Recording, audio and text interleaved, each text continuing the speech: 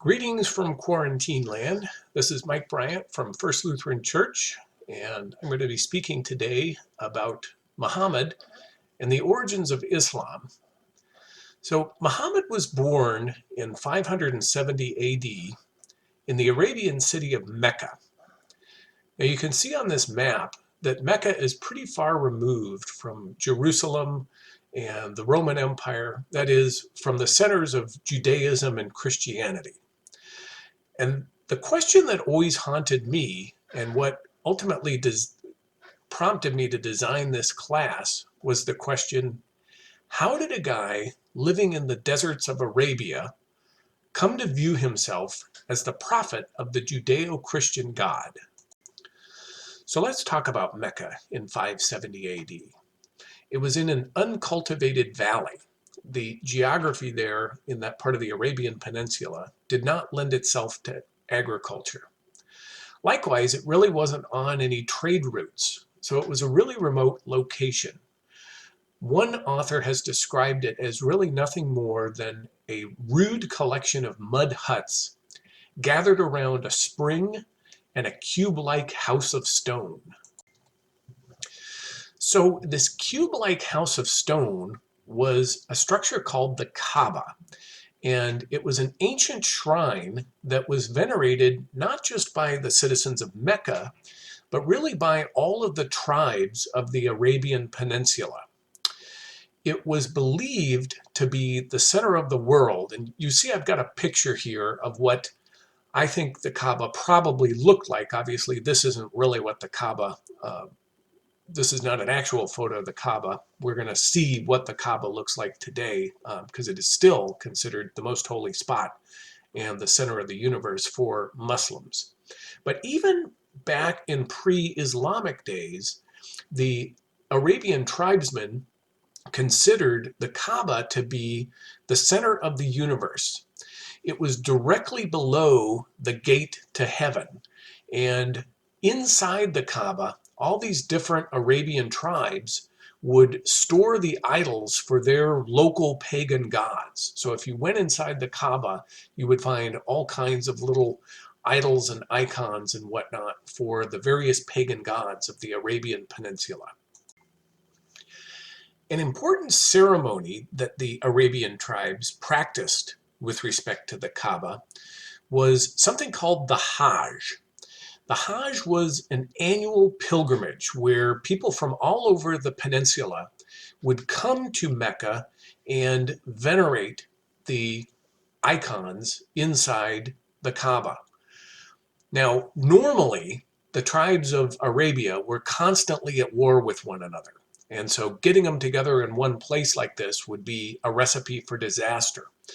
But the power of the Kaaba was such that everybody agreed that during this time of year, during the Hajj, they would set aside all of their rivalries and hatreds and observe what they called the truce of God. Okay, so there would be no warfare, and people were to leave their weapons at the gate, so to speak, before they entered the environs of the Kaaba. Now, what did they do when they got there? In addition to venerating the icons of their local pagan gods inside the Kaaba, they would also do what's called circumambulation. They would walk around the Kaaba in kind of a ritualistic manner, circling the Kaaba while shaving their head or after shaving their heads.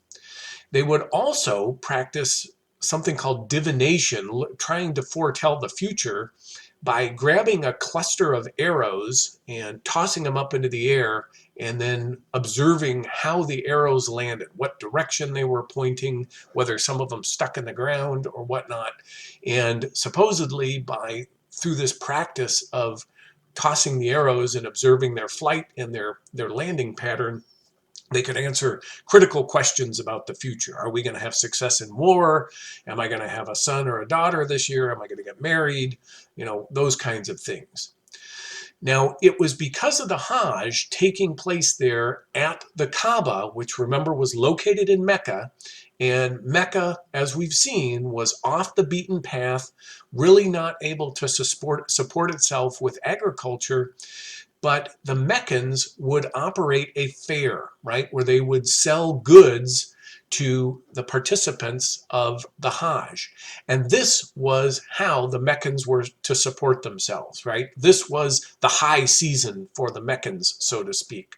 So the whole year for the Meccans revolved around the Hajj, and that was going to determine whether there was feast or famine for the upcoming year, how well the annual Hajj Meccan fair turned out for them. We know a little bit about the construction of the Kaaba from written accounts, and we know that it was built of unmortared stones, meaning just rocks piled on top of each other without any cement holding them together. And so occasionally, when there was a flood, which did happen in that period from time to time, the Kaaba would get wiped out and they would have to rebuild it, basically. There was one key stone that was kind of the cornerstone of the Kaaba called the Black Stone. And scientists today really don't even know what the Black Stone is made of. There are a couple different theories on that. One is that it's natural glass from like volcanic lava. But another theory is that it's a meteorite. And I kind of think that the meteorite theory makes sense. If you imagine yourself as a primitive, prehistoric person, and this meteorite comes down out of the sky and lands, right in the middle of you, right? You might view that as something sent by the gods, right? And that could be the reason that the Kaaba was viewed with the veneration it was, that they found this rock that the gods had put in that spot and they decided to build a shrine around it. Anyway, that's Mike's theory on the Kaaba. This picture is the Kaaba today, right? The Kaaba is still sacred to Muslims throughout the world. It is considered to be the center of the universe, okay? And this picture is taken, obviously, the Saudi government, who are the custodians of the Kaaba, they have spent lavishly to surround the Kaaba with all this important architecture and so forth. But the ancient rites that were practiced around the Kaaba before Muhammad even existed, that practice of the Hajj and circumambulation where they walk around the Kaaba, those are still practiced as part of Islam today. And in fact, you can see from this picture, that's what's happening. You see how there are all these concentric circles around the Kaaba going out many, many, many yards from the center of the Kaaba, that little black box in the middle of the picture, right? Each one of those is a concentric circle of Muslims performing circumambulation during the Hajj, the annual pilgrimage to Mecca, to the Kaaba.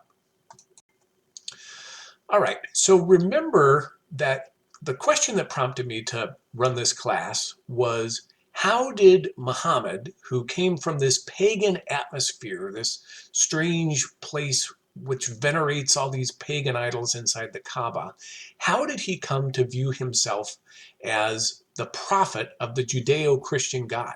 How did he even know about the Judeo-Christian God? Well, it turns out that the Arabs, the Arab race, had a long-standing tradition where they viewed themselves as descendants of Abraham. So think back to Genesis and remember the story of Abraham and his wife Sarah, right? Sarah was barren, could not give him a son. And so Abraham, in order to have a descendant, in order to have an heir, had to foster a child or father a child, I should say, through his slave girl Hagar, right? And the little boy that was born was named Ishmael, right? So that was Abraham's firstborn son, Ishmael. And then it was only later, through the miracle of divine providence, that Sarah was able to give birth to Isaac, and Isaac then got, the birthright that otherwise would have been Ishmael's. Well, according to the story of the Bible, right, after the birth of Isaac, right, Sarah didn't want Hagar and Ishmael around, crowding the household and competing for Abraham's attention and possibly, taking away the birthright of her son Isaac. So Hagar and Ishmael were banished, okay? And they were sent to wander in what is called the wilderness of Beersheba. So as the biblical story tells us, Ishmael had kind of a double-edged destiny. On the one hand, God had promised to make a great nation of him. But at the same time, Ishmael was condemned or destined to wander like a wild ass of a man, constantly at war with his neighbors, right? Sounds a lot like the Arabs of the time of the Hajj that we've talked about earlier. So Beersheba is that desert to the south of Judea where Abraham had settled. And we've got Hagar and Ishmael wandering around in this desert, probably wondering if they're going to starve to death or die of thirst.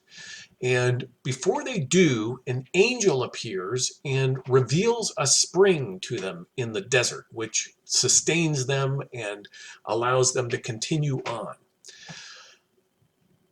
It was a tradition not just among the Arabs later on, but among the Jews too, that the Arabs were the descendants of Ishmael.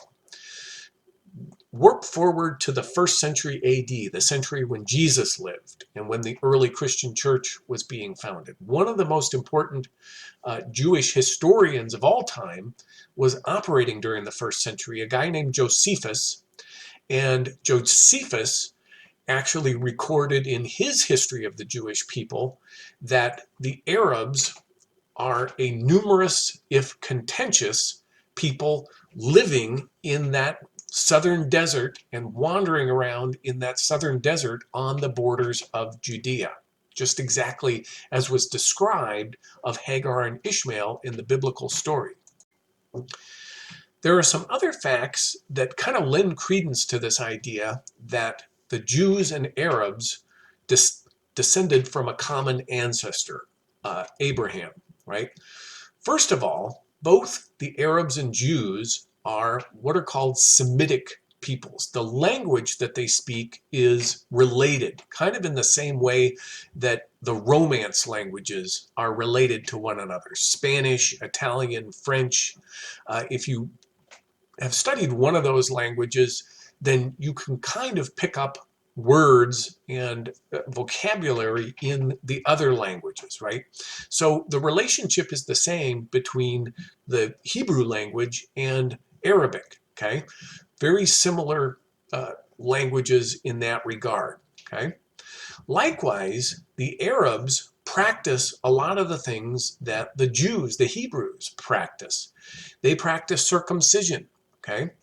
They eschew pork just like the Jews do, okay? And there are other practices that they share as well. So by the time Muhammad is operating in 570 AD, there have evolved traditions connecting the Kaaba to this tradition that the Arabs are the Ishmaelites, and connecting the Kaaba to the stories from the Jewish Bible. One story, one theory on the foundation of the Kaaba is that it was actually built by Abraham and Ishmael, that Abraham left Sarah and Isaac for a little bit and kind of helped Hagar and Ishmael get a start by building this shrine to his God, right? The God of Abraham, Isaac, and Jacob, the biblical God, okay? Another tradition is that the Kaaba itself was actually built by Adam, okay, the first man, and then got wiped out in the flood and was subsequently rebuilt by Abraham and Ishmael. There are a couple theories on that black stone. Remember the black stone that was the cornerstone, that is the cornerstone of the Kaaba? Well, one theory is that the black stone was originally white, and that it has been blackened over the ages through the accretion of man's sins, okay? The Quran itself, the holy book of Islam, is kind of inconsistent on the origins of the Kaaba. So what I've given you is kind of a patchwork of traditions about the Kaaba. Another thing I want to talk about, remember that when Hagar and Ishmael were wandering in the desert of Beersheba and about to die of thirst, okay, an angel appeared and revealed to them a spring. And remember that that was one of the defining characteristics of Mecca as well. In addition to the Kaaba, Mecca is located on or around a spring. This spring is called Zamzam, and it had actually been discovered or rediscovered, as they believed, by Muhammad's grandfather. Okay. Prior to that, they didn't know of the existence of Zamzam, and very quickly, that kind of came to be connected with this story of Hagar and Ishmael in Beersheba and the angel dedicating or revealing the spring to them, that this spring in Mecca was the one referenced in the book of Genesis. In addition to this tradition of being descended from the Ishmaelites, being descended from Abraham, the people in Mecca at the time of Muhammad, as remote as it was geographically, they knew about the Christian Bible. The Quran tells us that, quote, even Muhammad's enemies are familiar with, quote, the books of Moses and Abraham. Even though the Arabian Peninsula was largely pagan at the time of Muhammad's birth, there were pockets of Christians and Jews living amongst the pagans in the peninsula. The most important of these from a Christian standpoint was what is called the Aksumite Empire, right? Which is located in what is now Ethiopia. But as you can see from this map, it was kind of right across the Red Sea from the Arabian Peninsula. They had been converted to Christianity as early as 325 AD, when the Roman Emperor Constantine sent Christian missionaries down there and converted the queen of the Aksumite Empire to Christianity. And shortly before Muhammad's birth, the Aksumite Empire had started to establish Christian colonies on the opposite side of the Red Sea, that is, on the Arabian Peninsula. And in fact, it was in the year of Muhammad's birth that they actually made an attempt to conquer Mecca itself and bring it within the sphere of the Aksumite Empire. The year of Muhammad's birth is called the Year of the Elephant because these Africans from Ethiopia, from the Aksumite Empire, brought war elephants as part of their invading army in their attempt to conquer Mecca. Okay? They didn't succeed, but as you can see, they had established a foothold in the Arabian Peninsula, and certainly the people of Mecca, the people of the Arabian Peninsula in general, knew about the Christians, and as we're going to see, knew about the Jews. To the north and west, Arabia was bordered by the Byzantine Empire, which you may remember from some of my earlier classes is really the Roman Empire. It's the eastern half of the Roman Empire that continued when the western half of the Roman Empire collapsed and was overrun by barbarian tribes like the Franks and the Angles and Saxons. Okay? But in the east, the Roman Empire kept going on with its capital at Constantinople. Historians call it the Byzantine Empire. They called themselves the Roman Empire, and they were the neighbors to these Bedouin tribes, these Arabs living in the Arabian Peninsula, the people who would have participated in the Hajj along with the rest of the population of the Arabian Peninsula. It is likely that some of these Arabian tribes, some of these Bedouin tribes who had allied themselves with the Christian Byzantine Empire had themselves converted to Christianity. We know about a couple of these tribes by name, the Najran in southern Arabia and the Al-Hira in western Arabia definitely were Christian according to the sources. And amazingly, even though they were Christian, they still participated in the Hajj, and there were Christian icons inside the Kaaba. There was a picture of Jesus inside the Kaaba alongside all these other pagan icons. There were also Jews living in the Arabian Peninsula.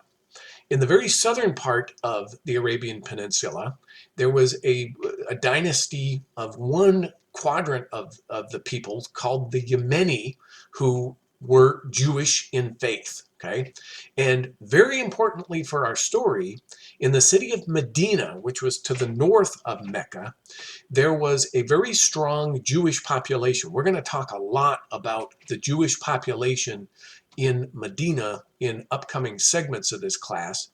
But one thing to understand about, there was already bad blood between Mecca and Medina, because remember, the Meccans were kind of trying to claim this connection of the Kaaba to the very ancient Jewish religion, that it was connected to Abraham and Ishmael. Well, the Jewish community living in Medina had kind of poo-pooed this idea that there was any connection between the Kaaba and Abraham. And that caused a rivalry, bad blood between Mecca and Medina that's going to be a very important part of Muhammad's story. So we've seen that the Kaaba has this kind of hodgepodge of different cults inside it, mostly pagan, but including at least one Christian icon. So some Christians viewed the Kaaba as a religious place. One particular cult that was associated with the Kaaba was the cult of Allah. Okay, Allah is a contraction of two Arabic words, al-ilah, that literally just mean the God. Okay, now all of the pagan occupants of Arabia recognized al-ilah as perhaps the most important of many gods, or certainly the second most important to their local god. Okay, he was a major inhabitant of the Kaaba, and there were some people who believed that Allah was the only God, right? There were monotheists among the Arabians before Muhammad ever wandered onto the scene. These pre-Islamic monotheists were called Hanifs in the Quran. And according to the Quran, Abraham himself was one of these Hanifs, right? Anybody who believed that God was the one and only God prior to the advent of his prophet Muhammad was a Hanif, according to the Quran. There was another group called the Associators who believed that Allah was the supreme God, but not the sole God, right? So maybe he's equivalent to Zeus in the Greco-Roman pantheon. These associators believed that Allah had three daughters. And I want you to keep that in mind, because it's going to become an important part of one of the chapters of Muhammad's life, this idea that God had daughters. Okay? All right, so we have covered kind of laid the groundwork for Muhammad's advent onto the scene. In our next class, we're actually going to talk about Muhammad himself, his birth, his upbringing, his family, and his place in Mecca, and how he came to view himself as the prophet of the God of Abraham, Isaac, and Jacob.